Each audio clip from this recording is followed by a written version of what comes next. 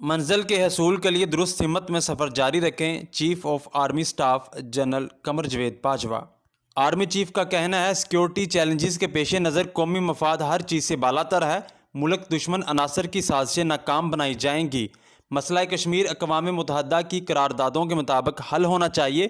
مستحکم افغانستان خطے میں امن کا ضامن ہے۔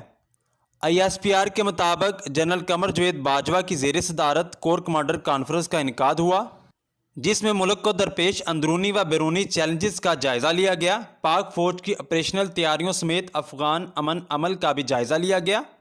کانفرنس میں مقبوضہ کشمیر کی صورتحال پر بھی بات چیت کی گئی۔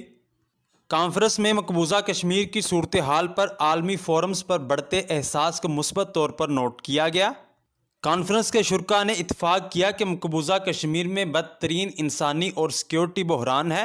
مقبوضہ کشمیر کی صورتحال پر عالمی برادری آگاہ ہو رہی ہے۔ دشمن کی کسی بھی مہم جوئی کو ناکام بنانے کے لیے آپریشنل تیاریاں ناگزیر ہیں۔ پاکستان سے انتہا پسندی اور دہشت گردی کا خاتمہ یقینی بنایا گیا ہے اور دہشت گردی کے خاتمے کے لیے پرعزم ہیں۔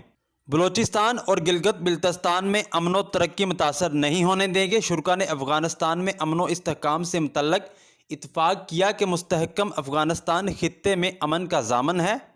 شرکاء نے کہا کہ انٹرنیشنل کرکٹ کی واپسی بہتر سیکیورٹی صورتحال اور لاتعداد قربانیوں کا ثمر ہے۔